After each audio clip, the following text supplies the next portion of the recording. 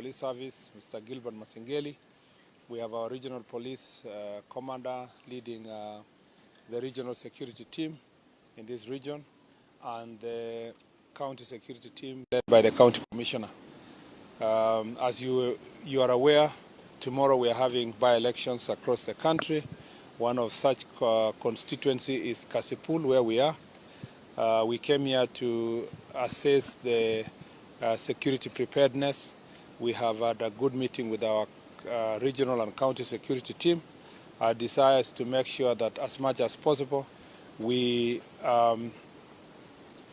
protect the citizens of this country as per the requirements of the Constitution, so that they can exercise their constitutional rights to vote in a peaceful environment, to vote for the leaders they like to vote with, to make the expression in the ballot without any fear or intimidation.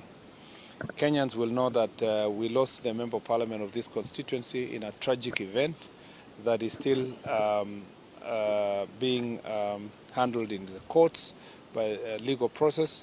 We also know that in the run-up to these elections, which is going to happen tomorrow, we have witnessed cases of violence between campaign teams and competitors. And we also know that I was here just a few months ago on the issues of security, and we know that this region has continued to witness the challenges that are related with goods. There is a rising phenomenon where it's not just this region, but all over the country. We have a by-elections in Nairobi, we have it here, we have in Bere, we have in Western, in Kakamega, and also in Bungoma. And there is a rising behavior where aspirants are utilizing the services of goons to intimidate their opponents.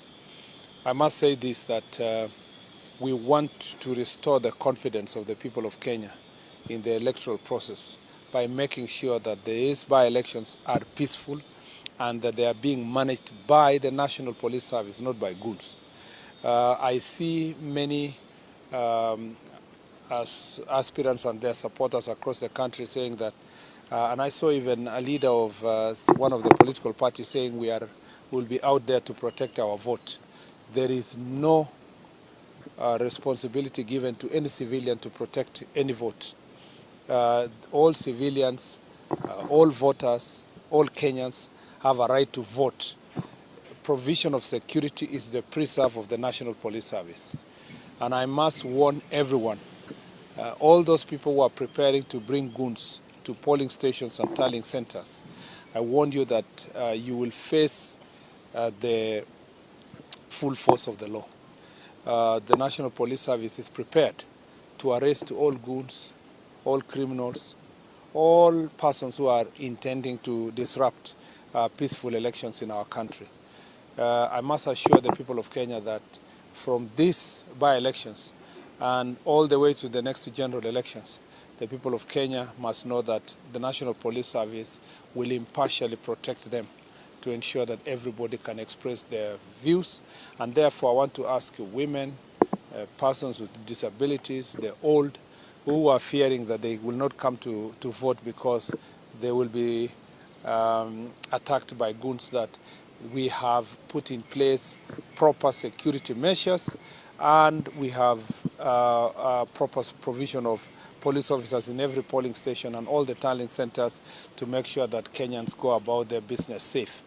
I want to also address these people who are going to Kisumu, to Nairobi, and to other counties to hire and recruit goons to come and disrupt elections here and other places, whether it is Siaya, Malava, and Bere, or Kariobangi in Nairobi, or in Magarini. I want to tell them that don't try that. We are going to take very stern action against the financiers, the transporters, anybody who owns a probox or a motor vehicle or a matatu, or which is going to be hired to ferry goons. Apart from arresting the goons and arresting the planners and financiers, we will also arrest the transporters, because those are part of the enablers. So I warn all car owners, transportation companies, and persons who are facilitating the ferrying of goons that they need to stop forthwith, because we will take very stern action. In the last maandamano, we had some people ferrying goons who burned police stations and burned people's houses, and we charged them for terror. And you need to consult them to see the consequences they faced. I still maintain my stand that anybody who is intending to commit violence with an intent of with the intention of intimidating voters not to come and vote and spreading fear, that person is not just a criminal, but is a potential terrorist. And therefore, we will take the highest legal action to make sure that we protect the voters and to protect the vote. And we mean it.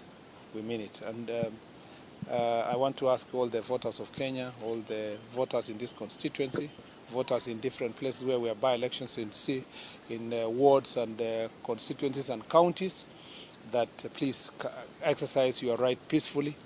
Once you vote, go home. There is no business that you are protecting any vote. We will not allow loitering around polling stations in the name of protecting votes or canvassing. Once you finish with your vote, go home, wait for the results. In any case, there is no value in going to loiter around a tallying center, because elections end in a polling station and the results are already known and they are protected. You don't have to carry them physically to the tallying center. It can be tallied anywhere and it can be announced anywhere. It doesn't have to be that you're going to interfere with the tallying center for you to get anything. You get nothing. With the